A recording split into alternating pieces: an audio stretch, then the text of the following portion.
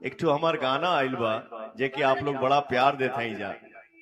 Duet गाना हम कैसे गाई।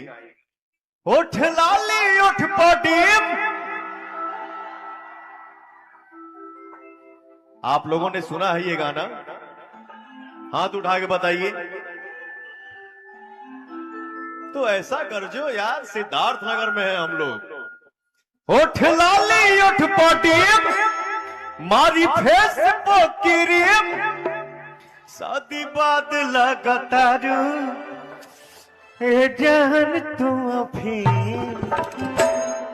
सैया सेवा करे से जिया पया करना, सैया सेवा करे से जिया पया करना, दूध पी यावे पोर्टीना मिला करना, अतबे भइल बा कमरिया,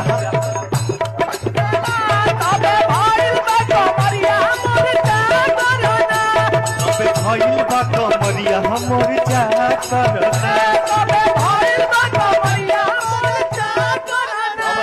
अब हाय रे हाय रे। दो इसके आगे बढ़ाओ।